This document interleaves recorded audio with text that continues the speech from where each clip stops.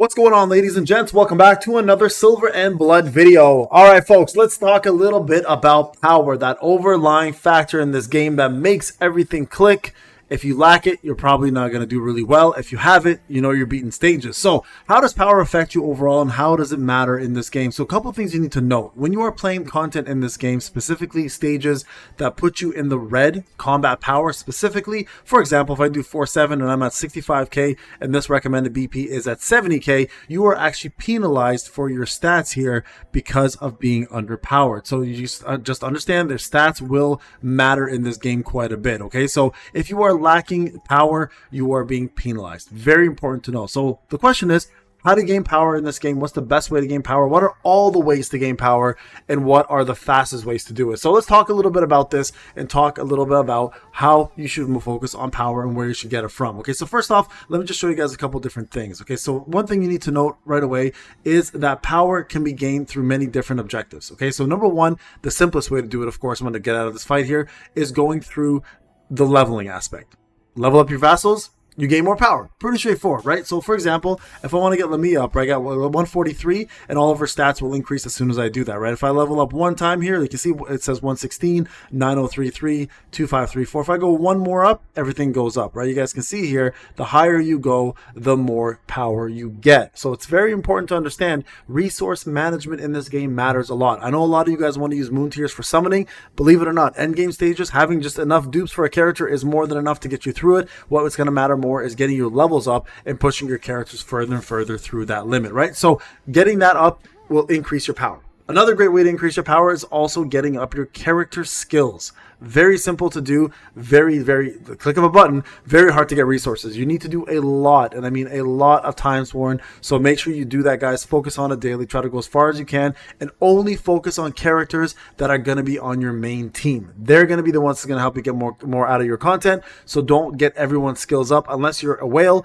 In that case, such as this account, you can do a little bit more. Okay, so getting skills up is extremely important. All right, another simple way to do it is through the invitations. All right, so whenever you do banquets, you can actually get your characters levels up through that. So for example, if I give her one of these teas right here, it'll get her to affinity 11, right, which is going to actually allow me to get more stats. So if I click on that, for example, and I go banquet, right here, you can see all of her stats again. Her base stats specifically, her base stats went up. So these are not stats with equipment, extras, or anything. This is simply her base stats. So 214 to 161, 50, and 50 went to all the way up to these, right? It's not much, but when you go from 1 to 10, it's a fair, decent margin of increase for your character. So don't forget to do this, guys. This is so important. Like food that gives you, or any type of items that give you affinity, very important to do. And also don't forget in the castle section, right, there's ways to get yourself power through these council meetings. Make sure you do the council chamber every day. Try to get people to about 10 and then replace the council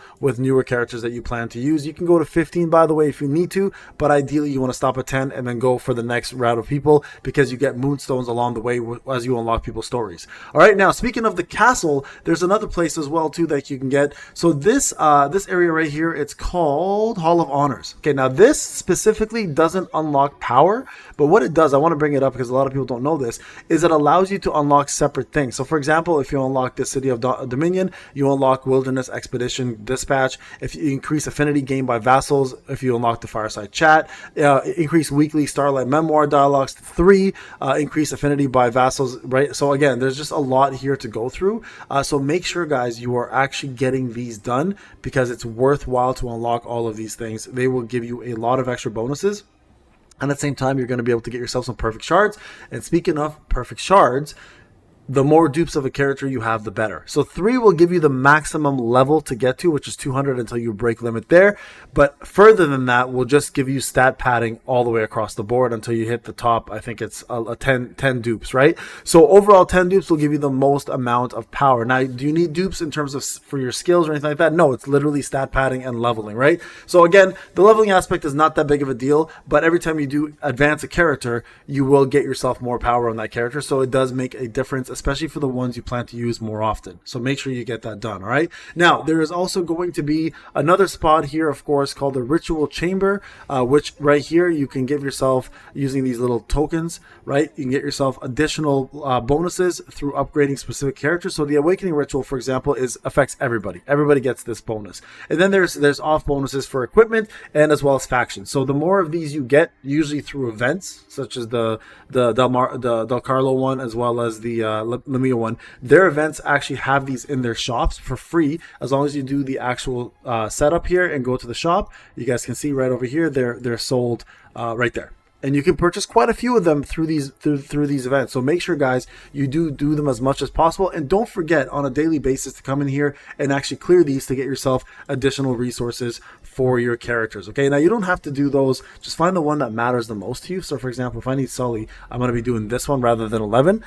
Don't just do the quick clear and get it done, right? So make sure, guys, you do go through that ritual section and get it all done. It's super fast, it's super easy, and it's an easy way to get yourself a little bit of power here and there. And again, try to focus on all of everything that's available to you to do, but at the same time, don't forget that your characters that wear the proper equipment, or the characters that have the equipment you want to use, are the ones that should be prioritized first. Okay, so don't neglect those characters. Focus on them before anybody else. So here's another one that I can quick clear. Right, we're gonna go max, use this, and we're done. There you guys go. So got everything I needed, and then go back inside the Vagabond Encampment, and right here you'll see now I can buy whatever I need that I have already missed out on. Right, in this case I'm going to buy more of this to maximize it, and then buy some of these and continue going through that. Okay, so very, very important, guys. That is one other place you can get it. It's very, very simple to do. Another one that's super important as well too, of course, and probably the most important one for power, is going to be your equipment. Now I'm going to do a full equipment video for you guys, so you guys understand how equipment works, but this is probably the one that's going to impact you the most. Now, a couple of things to note about equipment. Number one, the color does matter and the tier does matter. So for example, this is tier 9. You guys can see it's fully red. This is the highest tier, I believe, currently in the game, and the maximum this goes up to is level 5. Now tiers make a massive difference in regards to how much of the stats you get as a bonus. Okay, you guys can see 4492 and attack is 1684. If you were to compare this to a tier 8, for example, it is much lower for a tier 8, and tier 7 is much lower than a tier 8, etc. Right? So the lower the tiers go, the less you're going to get in terms of bonuses. Now, if you have a factional item on a character, so factional artifact on a character or equipment, you're bound to get yourself additional 30% bonus on these stats. So this is going to be where it's going to matter even more, is that when you get stats that are factional, you absolutely want to level them up. Just be careful when you do auto select though, guys, because if you don't take the rarity away, they're going to eat up all of your epic ones too. So don't let them eat the epic ones. You don't want to do that. You want to try to get all the purples and below into there for your stats and go from there. Now this is the most costly part of the game next to leveling. It eats up your Sully, it eats up your mind, or your ore. It's just really, really difficult to keep enough to get your character's level. So take your time, and my suggestion is level up accordingly, level up your equipment accordingly. If you find that you don't need certain equipment, don't number one, don't equip it, or sorry, don't equip it. I mean, don't level it. Do not level it if you don't need it, because if you level it now and you get something better in the future, it's just going to cost you a lot more to get more levels on the next one. So just only if you're really, really stranded on something, then go ahead and do that. All right, so that's another way to gain some power. Another one that's, of course, very, very important, a lot of people may have neglected it, is going through the actual artifacts. In this case, they are right over here. Let me go to them for a sec. If you go to the Lost Courtyard and Dutchman's Revenge, right over here, you guys can see these artifacts, right, exist, and whenever you equip an artifact on a character, they will get specific bonuses. So in this case, for example, this one here gives HP, physical defense, attack, M defense, but also has a passive skill that you guys can use as well too, and each passive will do specific things for characters, and those passives can be advanced as well. So this one, for example, gives crit rate plus 10, and then the second skill over here, you can see upon crit, fires 4 bullets at the target, dealing 300% attack. Now to advance these further past the actual Dutchman's Revenge section, you can actually get them through the clan shop and actually get yourself additional shards to level these up. And then make sure, guys, you go through. It's like this one here I forgot to do. I got to go back in here and do this. I believe I've pretty much covered all the ways to gain power. The number one important thing to remember, leveling is huge. Advancements are huge. Next one is going to be equipment. Equipment is massive. All right, so make sure, guys, when you are doing this, you go ahead and do that. Right now, there's a reward ×2. Focus on getting this done. Get your equipment, get factional ones, and gain that power. All right, guys, thank you so much for watching. I'll see you guys in the next video. Take care.